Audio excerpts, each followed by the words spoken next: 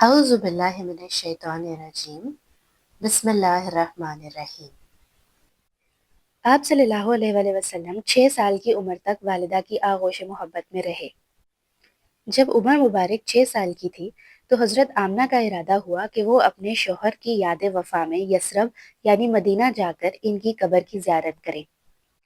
چنانچہ وہ اپنے یتیم بچے محمد صلی اللہ علیہ وآلہ وسلم اور اپنی خادمہ ام ایمن کے ساتھ تقریباً 500 کلومیٹر کی مسافت طے کر کے مدینہ تشریف لے گئیں اور وہاں 1 ماہ اپنے میکے میں قیام کیا۔ پھر آپ صلی اللہ علیہ وآلہ وسلم کو لے کر واپس ہوئیں، لیکن ابھی ابتدائے راہ میں ہی تھی کہ بیماری نے آ لیا۔ پھر یہ بیماری شدت اختیار کرتی گئی، یہاں تک کہ مکہ اور مدینہ کے درمیان مقام ابوا میں پہنچ کر وفات پا گئیں اور وہیں مدفون ہوئیں۔ ام ایمن آپ صلی اللہ علیہ وآلہ وسلم کو لے کر مکہ حاضر ہوئیں اور آپ صلی اللہ علیہ وآلہ وسلم کے دادا عبد المطلب کے سپرد کیا۔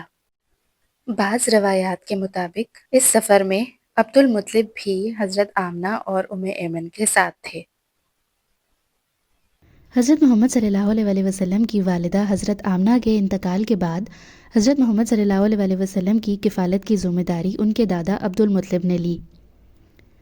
عبد المطلب آپ صلی اللہ علیہ وآلہ وسلم کو ہمیشہ ساتھ رکھتے۔ وہ جب مسجد حرام میں حاضر ہوتے تو خانہ کعبہ کے سائے میں آپ کے لیے ایک خاص فرش بچھایا جاتا۔ کسی کی مجال نہ ہوتی تھی کہ اس پر قدم رکھ سکے، حتیٰ کہ عبد المطلب کی اولاد بھی اس فرش کے ارد گرد حاشیہ اور کنارہ پر بیٹھتی، مگر آپ صلی اللہ علیہ وآلہ وسلم جب آتے تو بے تکلف مسند پر بیٹھ جاتے۔ اس وقت آپ صلی اللہ علیہ وآلہ وسلم ایک کم عمر بچے تھے۔ آپ صلی اللہ علیہ وآلہ وسلم کے چچا آپ کو مسند سے ہٹانا چاہتے، مگر عبد المطلب کمال شفقت سے یہ فرماتے کہ میرے اس بیٹے کو چھوڑ دو، خدا کی قسم اس کی شان ہی کچھ نہیں ہوگی۔ پھر بلا کر اپنے قریب بٹھاتے اور آپ صلی اللہ علیہ وآلہ وسلم کو دیکھتے اور مسرور ہوتے۔ حاکم میں کندیر بن سعید اپنے باپ سے روایت کرتے ہیں کہ میں زمانہ جاہلیت میں اسلام سے قبل حج کے لیے مکہ مکرمہ حاضر ہوا۔ دیکھا کہ ایک شخص طواف میں مصروف ہے اور یہ شعر اس کی زبان پر ہے: اے اللہ میرے سوار محمد صلی اللہ علیہ وآلہ وسلم کو واپس بھیج دے اور مجھ پر عظیم الشان احسان فرما۔ میں نے لوگوں سے دریافت کیا کہ یہ کون ہے؟ لوگوں نے کہا کہ یہ عبد المطلب ہیں، اپنے پوتے کو گمشدہ اونٹ کی تلاش میں بھیجا ہے، کیونکہ ان کو جس کام کے لیے بھیجتے ہیں اس میں ضرور کامیابی ہوتی ہے۔ آپ صلی اللہ علیہ وآلہ وسلم کو گئے ہوئے کچھ دیر ہو گئی ہے، اس لیے عبد المطلب بے چین ہو کر یہ شعر پڑھ رہے ہیں۔ کچھ دیر نہ گزری کہ آپ صلی اللہ علیہ وآلہ وسلم بھی واپس آ گئے اور اونٹ آپ صلی اللہ علیہ وآلہ وسلم کے ہمراہ تھا۔ دیکھتے ہی عبد المطلب نے آپ صلی اللہ علیہ وآلہ وسلم کو گلے لگا لیا اور یہ کہا کہ بیٹا میں تمہاری وجہ سے بے حد پریشان تھا، اب کبھی تم کو اپنے سے جدا نہ ہونے دوں گا۔ حاکم فرماتے ہیں کہ یہ روایت شرط مسلم پر ہے اور حافظ ذہبی نے بھی اس کو شرط مسلم پر ہونا تسلیم کیا ہے۔ 2 سال تک آپ صلی اللہ علیہ وآلہ وسلم اپنے دادا عبد المطلب کی تربیت میں رہے۔ جب عمر شریف 8 سال 2 مہینے اور 10 دن کو پہنچی تو عبد المطلب بھی اس دنیا سے رخصت ہو گئے۔ الاختلاف الاقوال 82 یا 85 یا 95 یا 110 یا 120 سال کی عمر میں انتقال کیا اور حجون میں مدفون ہوئے۔ عبد المطلب نے مرتے وقت آپ صلی اللہ علیہ وآلہ وسلم کو ابو طالب کے سپرد کیا، کیونکہ ابو طالب حضرت عبداللہ کے حقیقی اور عینی بھائی تھے۔ اس لیے عبد المطلب آپ صلی اللہ علیہ وآلہ وسلم کی کفالت کی وصیت ابو طالب کو کر گئے اور یہ کہا کہ کمال شفقت اور غایت محبت سے ان کی تربیت اور کفالت کرنا۔ ام ایمن کہتی ہیں کہ جس وقت عبد المطلب کا جنازہ اٹھا تو آپ صلی اللہ علیہ وآلہ وسلم کو دیکھا کہ آپ صلی اللہ علیہ وآلہ وسلم جنازے کے پیچھے روتے جاتے تھے۔ ایک مرتبہ آپ صلی اللہ علیہ وآلہ وسلم سے دریافت کیا گیا کہ آپ کو عبد المطلب کا مرنا یاد ہے؟ آپ صلی اللہ علیہ وآلہ وسلم نے فرمایا میری عمر اس وقت 8 سال کی تھی۔ عبد المطلب کی وفات کے بعد آپ صلی اللہ علیہ وآلہ وسلم اپنے چچا ابو طالب کی آغوش تربیت میں آ گئے۔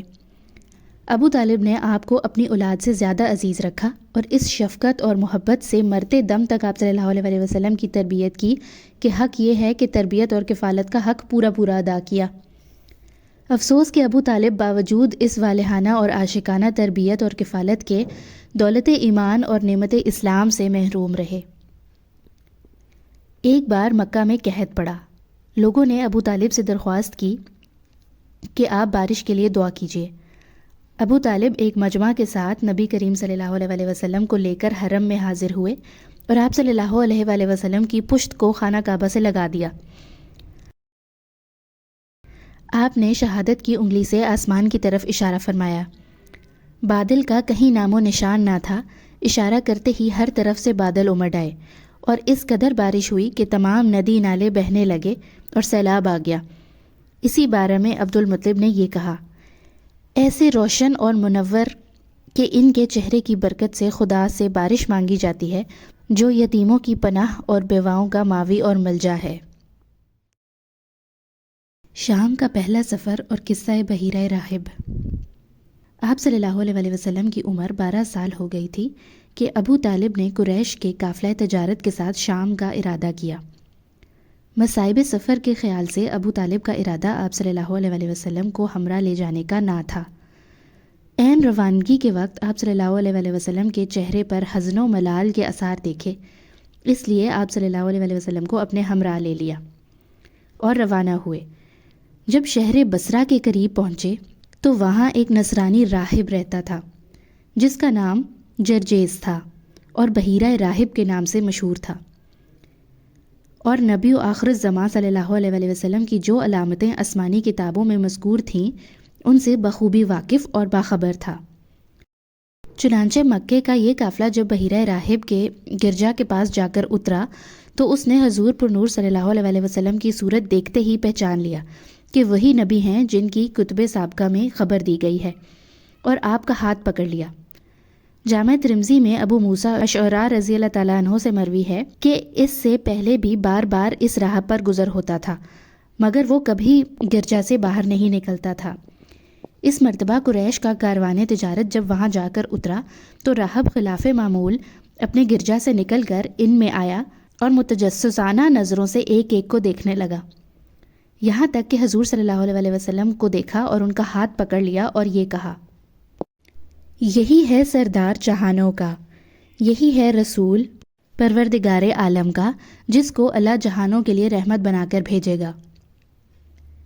سرداران قریش نے اس راہب سے کہا کہ آپ کو یہ کیسے معلوم ہوا؟ ایک روایت میں ہے کہ ابو طالب نے پوچھا کہ آپ کو یہ کیسے معلوم ہوا؟ راہب نے کہا، جس وقت آپ سب گھاٹی سے نکلے تو کوئی شجر اور حجر ایسا باقی نہ رہا جس نے سجدہ نہ کیا ہو، اور شجر اور حجر نبی ہی کو سجدہ کیا کرتے ہیں۔ اور علاوہ ازیں میں آپ صلی اللہ علیہ وآلہ وسلم کو مہر نبوت سے بھی پہچانتا ہوں، جو سیب کے مشابہ آپ صلی اللہ علیہ وآلہ وسلم کے شانے کے نیچے واقع ہے۔ راہب یہ کہہ کر واپس ہو گیا اور فقط ایک آپ صلی اللہ علیہ وآلہ وسلم کی وجہ سے تمام قافلے کے لیے کھانا تیار کروایا۔ کھانے کے لیے سب حاضر ہوئے تو آپ صلی اللہ علیہ وآلہ وسلم موجود نہ تھے۔ راہب نے دریافت کیا کہ آپ صلی اللہ علیہ وسلم کہاں ہیں؟ معلوم ہوا کہ اونٹ چرانے گئے ہوئے ہیں۔ آدمی بھیج کر آپ صلی اللہ علیہ وسلم کو بلایا۔ جس وقت آپ صلی اللہ علیہ وسلم تشریف لائے تو ایک ابر آپ صلی اللہ علیہ وسلم پر سایہ کیے ہوئے تھا۔ جب آپ صلی اللہ علیہ وسلم اپنی قوم کے قریب پہنچے تو دیکھا کہ لوگ آپ سے پہلے درخت کے سایہ میں جگہ لے چکے ہیں، اب کوئی جگہ سایہ کی باقی نہ رہی۔ آپ صلی اللہ علیہ وسلم ایک جانب کو ہو کر بیٹھ گئے۔ بیٹھتے ہی درخت کا سایہ آپ صلی اللہ علیہ وسلم کی طرف جھک گیا۔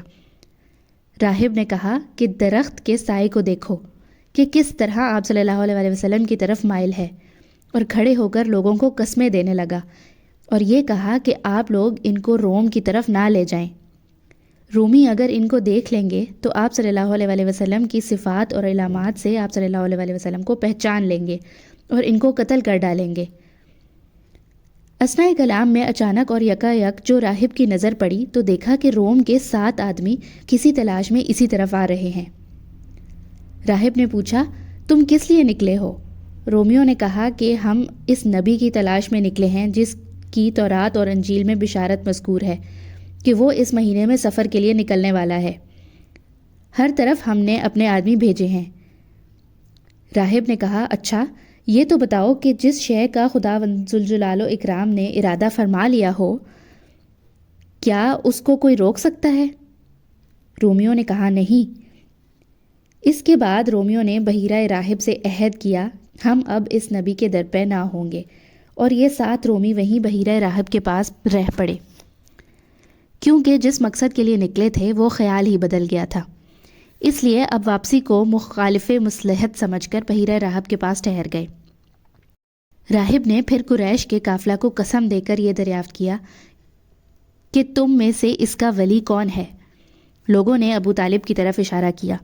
راہب نے ابو طالب سے کہا کہ آپ ان کو ضرور واپس بھیج دیں۔ ابو طالب نے آپ صلی اللہ علیہ وآلہ وسلم کو ابو بکر رضی اللہ تعالیٰ عنہ اور بلال رضی اللہ تعالیٰ عنہ کے ہمراہ مکہ واپس بھیج دیا۔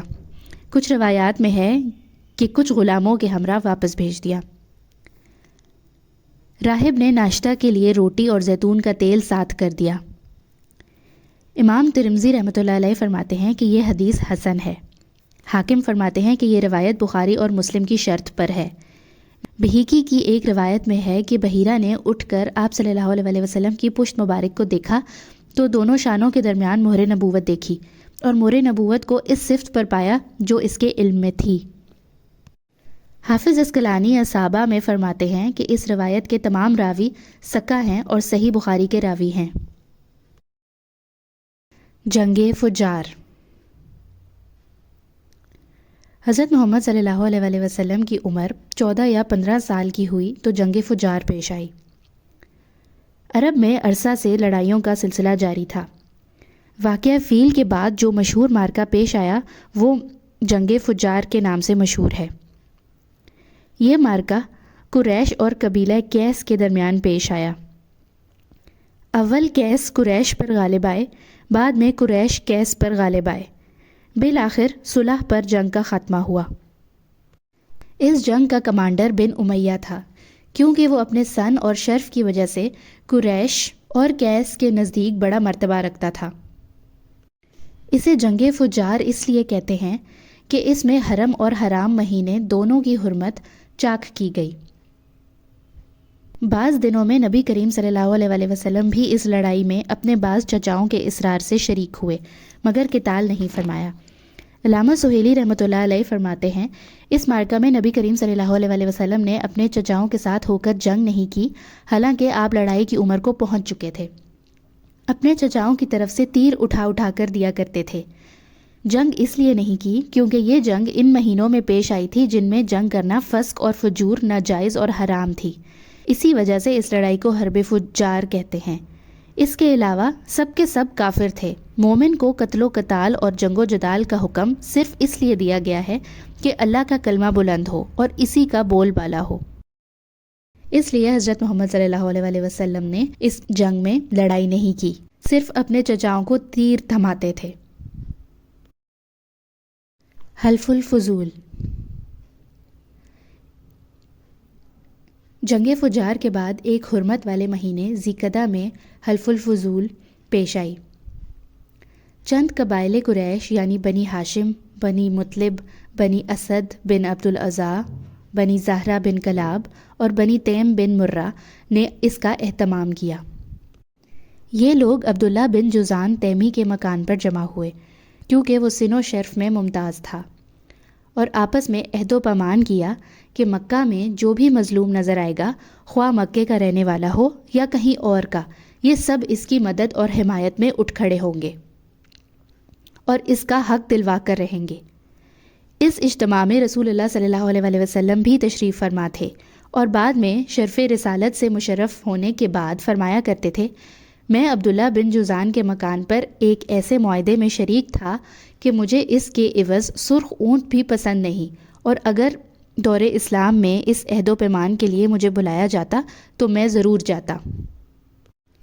اس معاہدے کی روح عصبیت کی تہ سے اٹھنے والی جاہلی حمیت کے منافی تھی۔ اس معاہدے کا سبب یہ بتایا جاتا ہے کہ زبید کا ایک آدمی سامان لے کر مکہ آیا، اور آس بن وائل نے اس سے سامان خریدا، لیکن اس کا حق روک لیا۔ اس نے حلیف قبائل عبدالدار، مخزوم، جمع، سہم اور عدی سے مدد کی درخواست کی، لیکن کسی نے توجہ نہ دی۔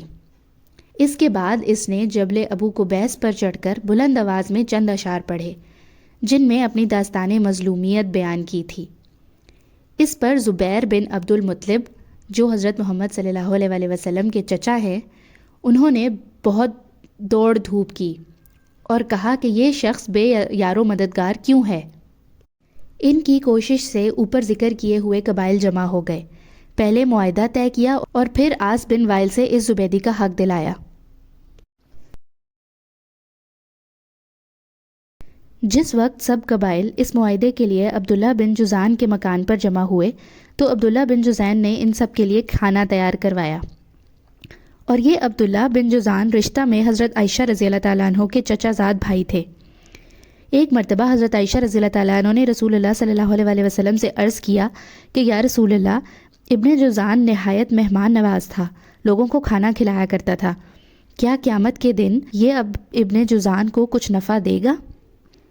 آپ صلی اللہ علیہ وسلم نے فرمایا نہیں، اس لیے کہ اس نے یہ کبھی نہیں کہا، اے میرے پروردگار، میری خطاؤں کو یوم جزا میں معاف فرما، یعنی اس نے کبھی بارگاہ خداوندی میں اپنے گناہوں کی بخشش نہیں مانگی۔